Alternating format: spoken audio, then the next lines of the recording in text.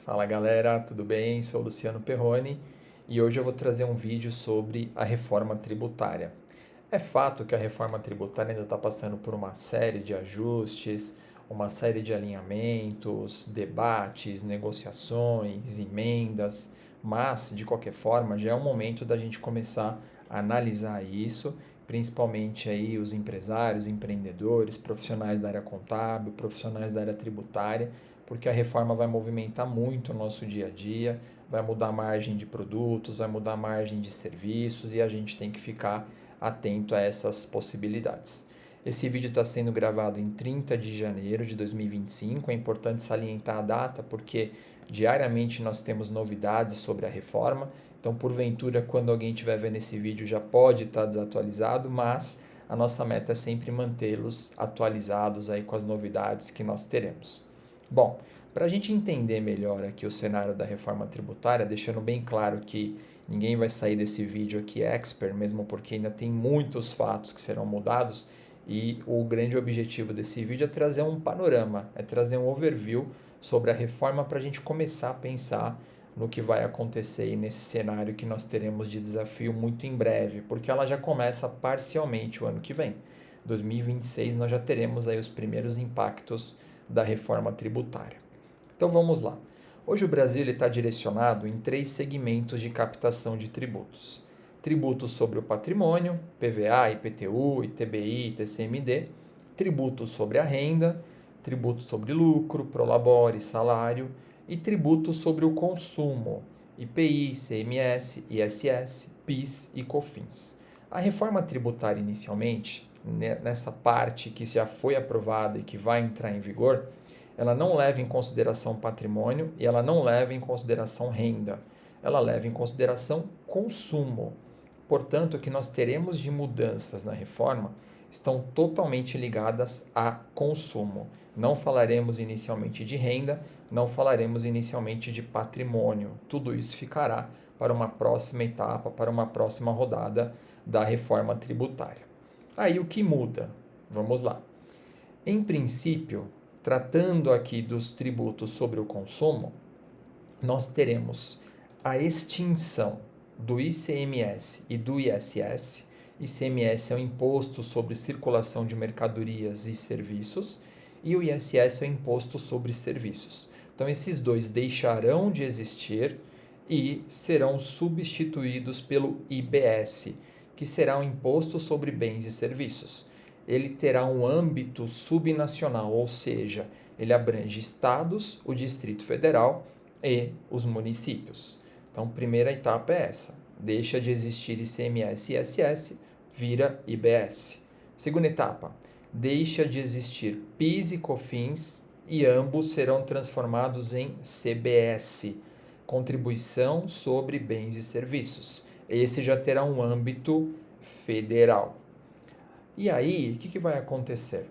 A soma do IBS mais o CBS vai nos trazer o chamado IVA dual. O que é o IVA? Imposto sobre Valor Agregado. E por que dual? Porque ele abrangerá IBS mais CBS, ou seja, ICMS mais ISS, PIS mais COFINS, tudo isso se transformará em IVA dual com a somatória do IBS mais o CBS. Ok. E o IPI? O IPI ele vai ser mantido com uma alíquota zero, sendo aplicado somente e principalmente para cenários ligados à Zona Franca de Manaus, e ele será parcialmente substituído pelo IS, que é um imposto seletivo, que terá âmbito federal e que, em tese, ele será aqui dedicado mais para produtos que possam causar prejuízos, como, por exemplo, tabaco, álcool, produtos químicos. Então, aí a gente pode ter um incremento maior de tributos nesses casos.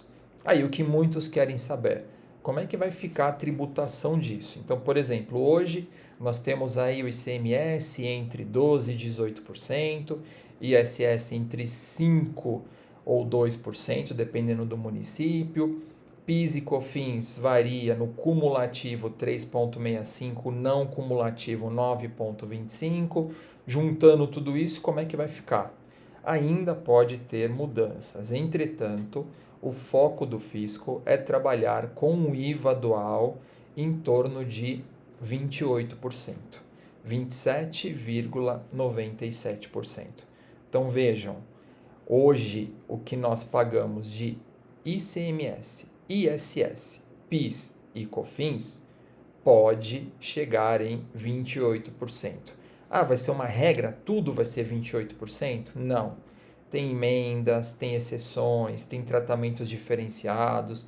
Então, quando a gente ouvia falar aí a reforma tributária vai simplificar a tributação, nem tanto.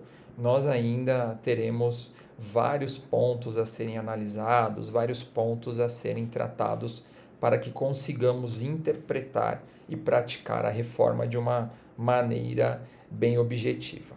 Bom, pensando em objetividade, vamos falar sobre algumas diretrizes básicas que nós temos até o momento da reforma tributária.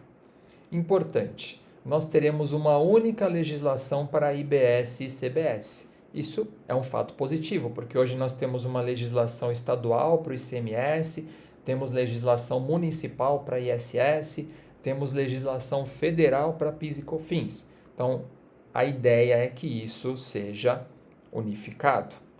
Haverá incidência sobre operações e importações. Ok, importações, hoje já é tributada a importação, agora nós teremos um probleminha aqui no que tange a operações. Vou dar um exemplo.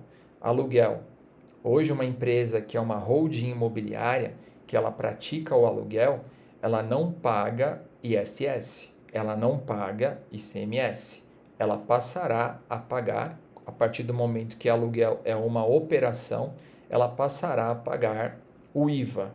Então isso vai trazer com certeza, e nós até mostraremos aí nos próximos vídeos, vai trazer um incremento de custo, um incremento de imposto para aluguel.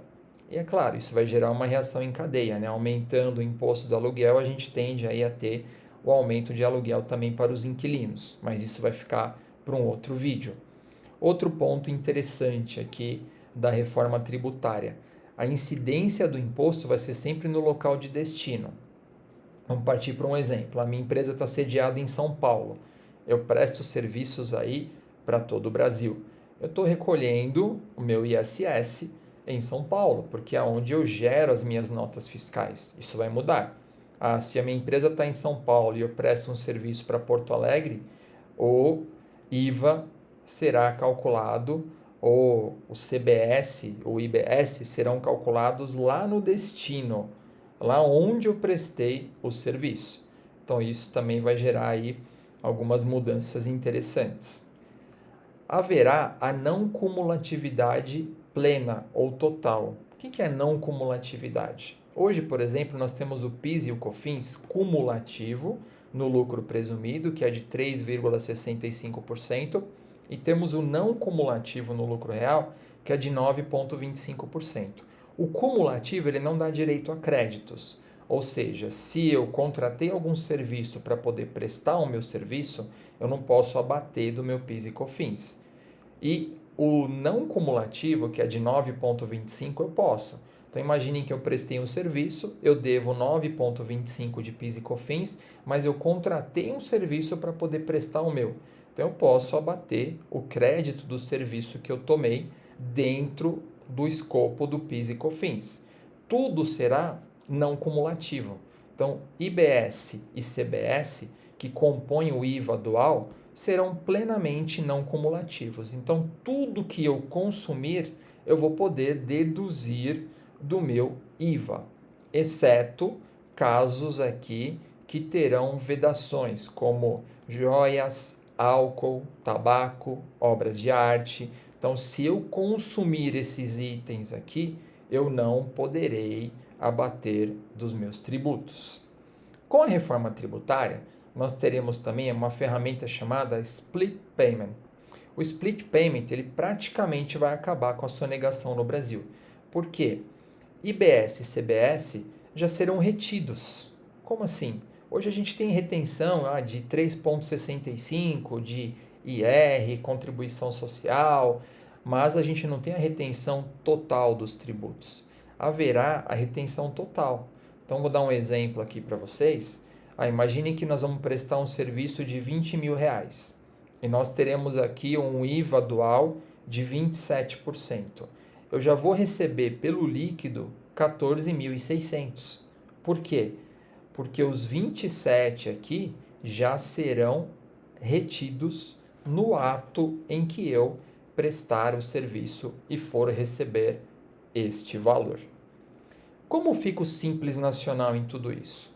Nessa primeira etapa da reforma, não há mudanças no Simples. É claro que dentro do DAS, que é o documento de arrecadação do Simples, nós teremos lá uma fração do IBS, teremos uma fração do CBS, mas em princípio não haverá mudanças. O que pode ocorrer, infelizmente, é que algumas empresas que estão no lucro real e no lucro presumido, que vão pagar o IVA dual, perderem o interesse de contratar empresas do Simples. Por quê?